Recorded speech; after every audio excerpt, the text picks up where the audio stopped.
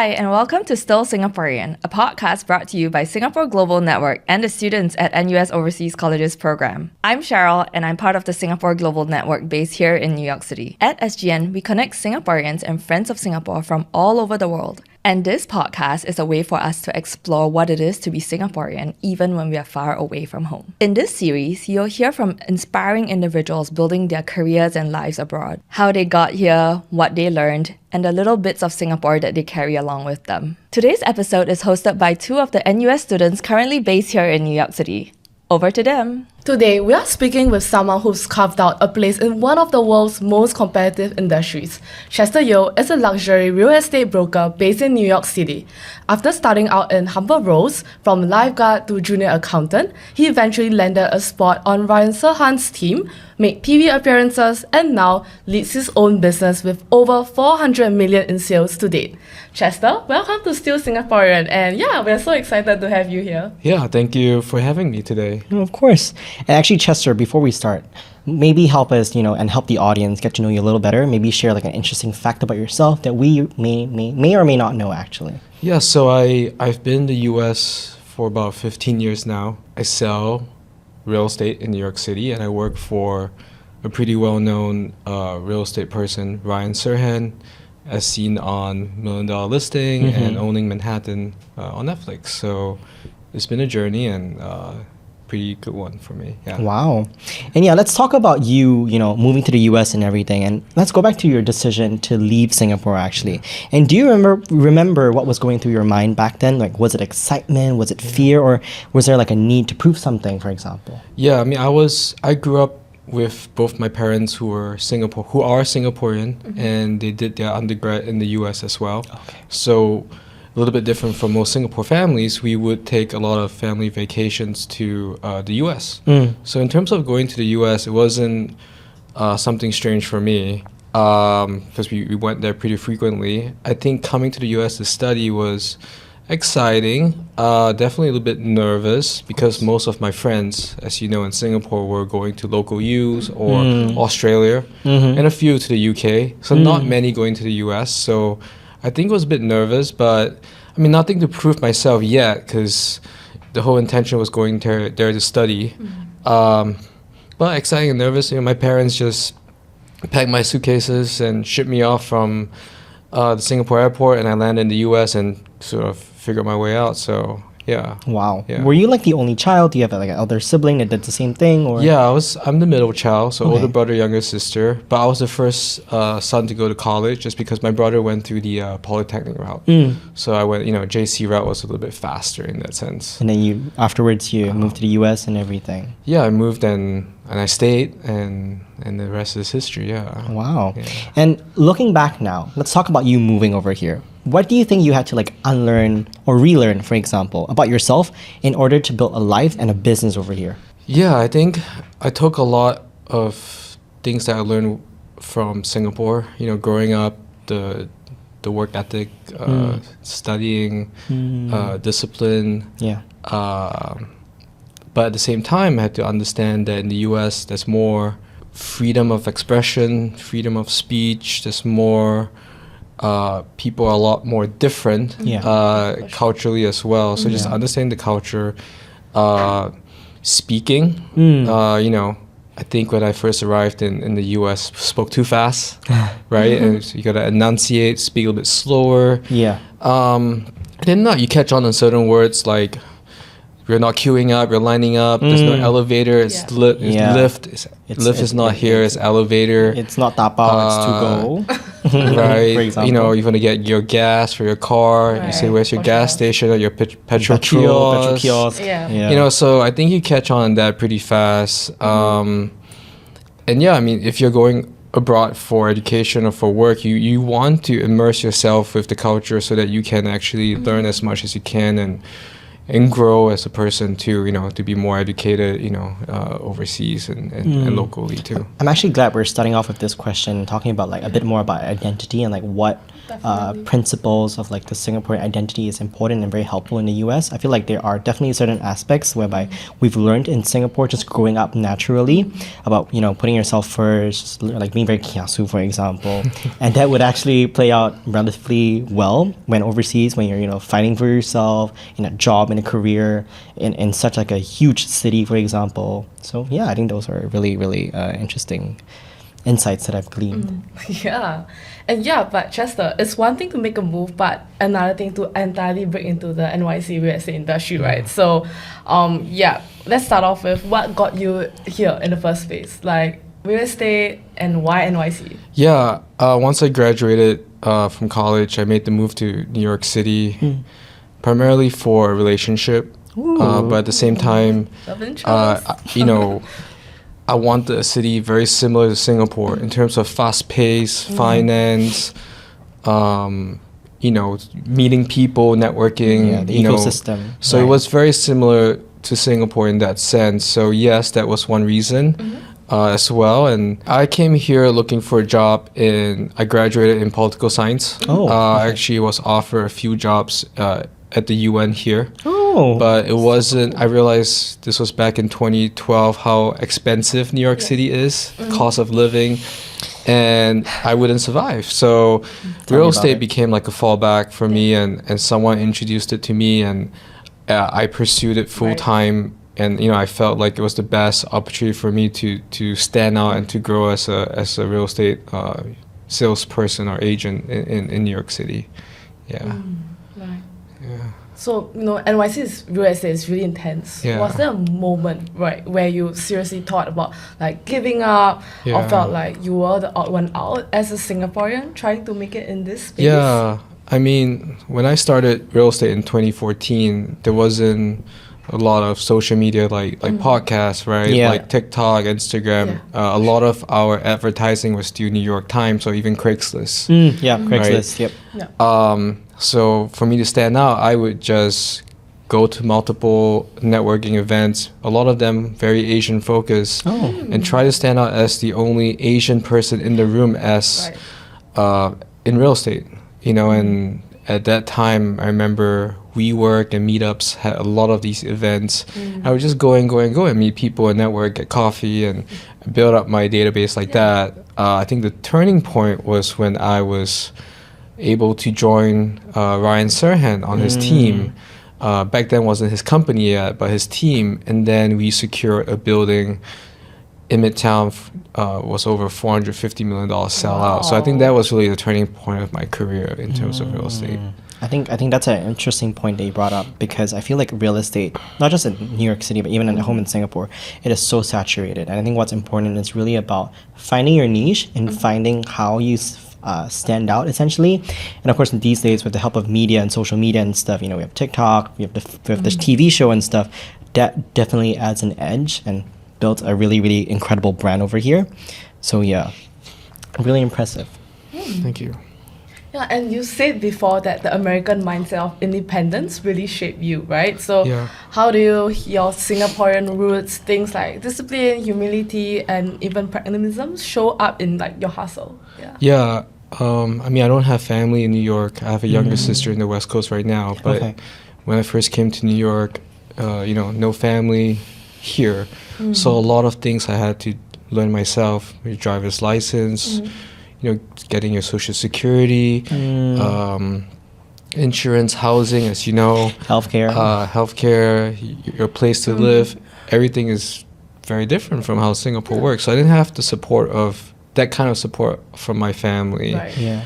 So I think a lot comes from, you know, just growing up, you know, my family values that my parents teach me, you know, school values. Yeah, for sure. And also, I think the most important thing was, I know I was a commando in the army in Singapore. Okay, impressive. So to all my commando friends, you know, like, we know what we went through. And so I think a lot of what we went through, the 2 years in commandos, it really stems, like, you know, you don't give up, persevere, discipline, just push through the pain sort of thing.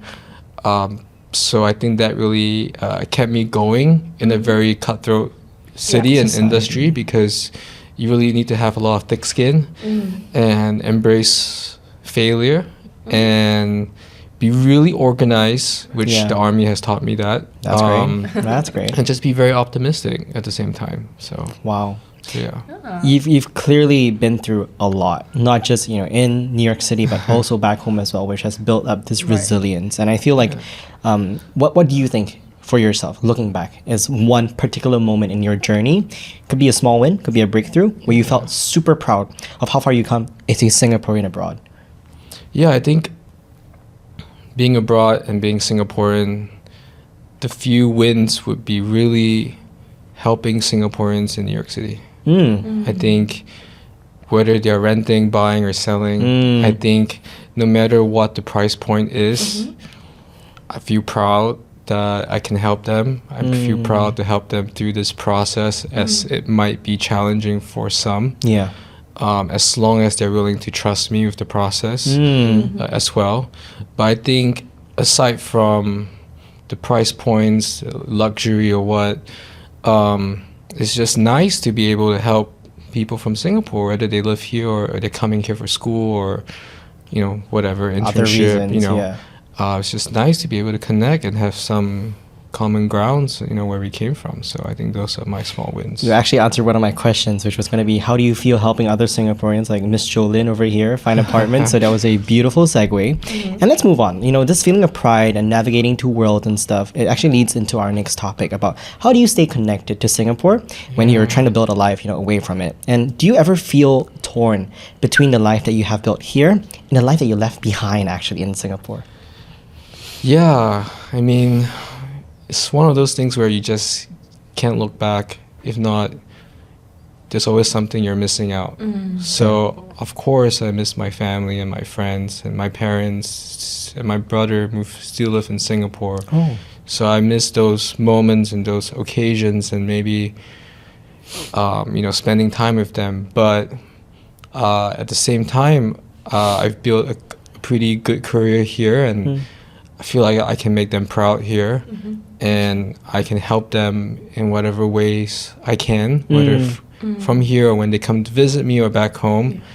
And I feel proud of that. And when they come to visit me, my family, I'm very grateful for them, and I'm able to give back to my family and my parents too. And to Asians, that's really important. Yeah, so Definitely. being able to do that is a blessing in disguise, and being able to have the freedom of time. And I think in Singapore, that's maybe something that's what's lacking in terms of everyone's very, very busy. Yeah. Whereas here, my job in particular, I plan my own schedule. Right. I'm pretty much an entrepreneur. So if I want to go back to Singapore for like a month, You could. I could. Yeah. Obviously, with what. Making sure my stuff is taken care of here, but I could. There's nothing stopping me in that sense. So I think freedom, you work so hard really for freedom of time, aside from money. So Of course. And I feel like, of course, you've been through so much, and your family, I feel like they would be really, really proud of what you've accomplished, what you've built. And it's really, really unique. And that's why we're here, right? Because we want to hear unique, interesting stories. And yeah. Yeah, for sure. So you lived through such a powerful journey, right? From leaving home to building something incredible abroad. As we wrap up, we would love to hear your message for others walking that path. So it's actually 60 this year, a time where a lot of Singaporeans, especially those overseas, are reflecting on identity and growth. So Chester, is there any message you'd like to share with Singaporeans, whether back home or building lives abroad like yourself? Yeah, I would say, for Singaporeans aspiring to come abroad, at least to the US, make sure you find someone that can help you with that journey. It's a very difficult journey to go alone. Yeah. Make sure you either have family or friends here that can help you settle down and tell you what are some things to do first. Right. Open this, open that, don't do this, don't do that, sort of thing. And for Singaporeans back home who are in this line of work or sort of entrepreneurs, I think what I've learned here is that you can be successful in any business that you choose to do, as long as you put in the time, the work, and you have the passion to be successful. So I mean, growing up in Singapore, you guys know, it's either you want to be an accountant, lawyer, doctor, Doctor. Finance. Now it's computer science student or yes, like computer science. software I guess engineer. tech. But I have made very successful clients and friends here who do things like a barbershop, DJ, makeup artist, personal chef, obviously social media influencer. So there are a lot of things you can be successful as long as you put your heart into it. So I think that's something I would encourage a lot of Singaporeans to do, is not to be afraid of that, because sometimes you might be stuck with that like old school mentality of hey, you just need to do your master's, Right. and Go to pursue university. that, which is fine. But if you want to pursue your own business and you want to do something creative, I think that's a platform for people to do that. And be Actually, this is an interesting question that I just thought of, but it's like, we're talking about like SG60, looking forward for Singapore and the society as a whole. And given your experience in New York City right now and everything, is there anything that you wish that, we could incorporate in the Singaporean society in terms of like our mentality and mindset, or anything that we could change or support? Yeah, I think having the platforms to grow that other side of these industries is important. I mean, when I was in junior college, what we had, just for example, out of 10 classes, 8 were sciences, 2 were arts, right? Yeah. Which is not wrong, but I think maybe incorporating more of that mindset to, not looking down on people who, let's say, decide to go to culinary school. Right. Yeah. Or to, Agreed. again, I don't know, maybe they want to learn steel and workmanship. They want to build cars or something. I don't know. Right. I think the mindset is the first thing that comes to most Singaporean minds. So why are you doing that? Like, It's so different, so unique. Why? right? Sure. The barriers to entry is very low. Yeah. Right. You don't need a bachelor's degree, or you don't need I guess, A levels, O levels in Singapore to do that. So I think having that mindset, like, hey, like, that's not a bad thing. Let's support that person instead of say, hey, like, you're gonna fail. Yes, these industries have a higher probability of failure. But if you really stick to it and you pursue it, that's that chance you might be really successful. And again, you're buying time. You're working so hard so that you can retire early, or you have time for your family down the road. And so these businesses or these careers like I have, you work actually more and extra harder than a normal 9 to 5 to build that financial freedom down the road. So I think just trying to incorporate, whether it's through the education system or just the mentality of Singaporeans, and knowing that, hey, like, this person, let's support that person in what he or she wants to do, and not just bring them down and tell them, like, You have to follow this precise path and everything. right, there's always a path to being successful as long as you stick to it and you follow through to things, you work hard. No, definitely. I think that's a very unique point that you brought up over here, because I feel like at the end of the day, the key to success is really also understanding yourself better, knowing your own niche. And I feel like myself as a college student or university student myself, I've seen a lot of my friends go through or feel the pressure to choose a specific degree just because it's what their parents aspire them to be. And the thing about, with family and stuff is that there are a lot of expectations, especially in Asian households. For example, like, I know of friends whose parents never got to go to university, but when their child is able to go into university, they're like, oh, you should do law because I wanted to be a lawyer.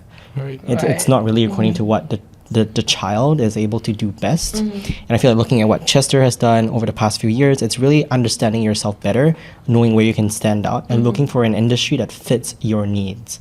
And I think that's one thing I'm really grateful for about coming to the US, is that you get exposure to such success stories, to meet people who have built, successful careers, who are not just sticking to what we define as success back home. For sure. And I think this is why I would really encourage people back at home, if they have an opportunity to explore living overseas, be it for 6 months or a year, to really latch onto that opportunity and everything. And anyways, this was a really, really deep topic. Let's go to something more lighthearted. And Chester, what is one thing that you would say you would miss about Singapore? Anything. Yeah, family and food. Family, friends, and food. When was the last time your parents visited, actually? They actually came end of last year. To visit. So they do bring some snacks and some stuff over for me all the time. That's one question we're going to ask you about later.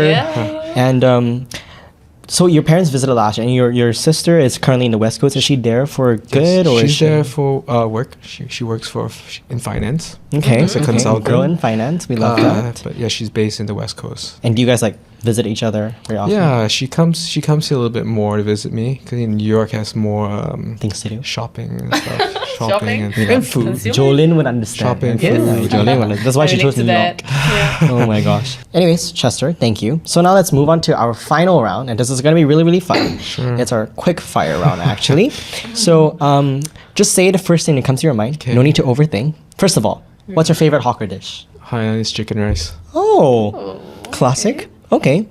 And where do you find it? Do you get where's a good Hainanese chicken rice in Singapore? In Singapore. In New York City. For those visiting and they wanna, Oh man, I mean, There's not much options. there's not much options. Fair. Sometimes Nanya is pretty good, but Oh, that's Nanya. more Malaysian. Oh, Malaysian styles. Yeah. And then that one on 14th Street is pretty good. In that In that little it's an NYU little- campus actually. in that little street, there's a lot of stores there. Yeah. It's called Lo Yao Gei or something. That was pretty good too. Yeah. Yeah. And fun fact, there's a student meal deal from Monday to Fridays, $10. Usual price $16. But the rest were pretty disappointing. Okay, let's not mention those. Let's not mention those. Yeah. Moving on. What's your go-to Singlish phrase that you say sometimes to show your Singaporeanness? I think walao is the Oh, okay, the most okay, common okay, I okay. use if I'm talking to my family or Walao, friends back walao. home. Walao, I say that a lot. Yeah. Definitely. How about one thing you always bring back from Singapore after you visit? From Singapore. One thing that you can't live without. Chicken rice chili Oh. and kaya Okay. Oh yeah, and the kaya butter, right? kaya butter. Yeah. I mean, I bring a lot, but Fair. if I were But to choose, those- Singapore chicken rice chili Chicken rice, and chili. kaya. Which kaya? Let's plug it. Hopefully they sponsor. I bring like a few. Oh wow. My parents they buy and I bring back a few. Oh, Amazing. so you try to range like Yakun, Toast Yakun, Box. Yeah, Toast Box. everything. Yeah, my sister likes the one that's not too much sugar or something. Right. Oh. wow, very specific. Yeah. Very neat. Yeah. Yeah. Yeah, and one most Singaporean habit you've kept even in New York, like till this day. I mean, in most Asians they take off their shoes. Oh, when they go yes. to the apartment. No, that is so You know, true. That's very true. I still Relatable. obviously take off my shoes. I don't sleep with my shoes on. No. Which Yeah. sometimes most Americans do. Yeah. Right. So definitely that. Yeah. I would say just really cleanliness. I mean, just making sure everything's really tidy and clean. I think that's that's a Singaporean thing. That's a but- commando in you. Trust me. That's, Trust me. It's funny that you brought up this shoe example because I think Jonah and I, whenever we travel with friends, we stay in like Airbnbs and stuff. We're always like, oh, take your shoes off. And then we were in Utah last week, and literally we were cohabiting. Like we were staying with another guest from another place. And she walked down the stairs with her shoes on. And we're like, oh my God, we were barefoot the entire time we were staying there. We're like, oh my gosh, that means our feet must be damn dirty lah. So Yeah. very, very interesting. Very, very interesting. And one last question. If you could teleport any one part of Singapore, any place, Yishun, Yeah. Khatib, Sembawang, Orchard, what would it be? Oh. To New York City. Yeah, bring it to New York City. Yeah. I mean, I grew up in Potong Pasir. Oh, You know, love. Oh, When you're they lit? because Yeah, I was I remember St. Andrew's boy from kindergarten Wow. All the way? all the way. Like so, J- the primary school, secondary school, Yeah. JC. Yeah. Oh, so SA we boy. lived in Potong Pasir. I know it's changed a lot since Yeah. I've Fair. left. Yeah. Fair. I mean, I would teleport either where my parents live, or just. I think we used to go to one of our favorite hawker centers was the one in Serangoon Gardens. Oh, Chom Chom. Not Chom Chom. Oh, not Chom Chom. Sorry. The market across Chom Chom. Oh, okay. I don't know the name, but I know I But they renovated it a long Yes. time ago. But because we used to live in Serangoon Gardens growing up for a Right. couple of years, and we always go to that market for the wow. for like the duck rice and the Which is good because that market is not as crazy crowded Yeah. as Chom Chom. For sure. And you can park Yeah. there and then walk to Chom Chom if you want. Correct. But still very good food there. So that one, I would. So you would also move that to over. Yeah, I could. Damn. Interesting. Okay, anyways, Chester, thank you so much for sharing your journey with us, from taking that first leap abroad to also building your career in one of the most competitive cities in the entire world. You've shown us what it means to chase your big dreams and while also carrying a part of Singapore wherever you go. Yeah, and to all of our listeners, thanks for tuning in to Still Singaporeans. Follow us for more stories of identity, resilience, and community across the globe. And until next time, stay grounded, stay curious, and always stay a little bit of Singaporean. Woo! Thank you so you. much. Thank you.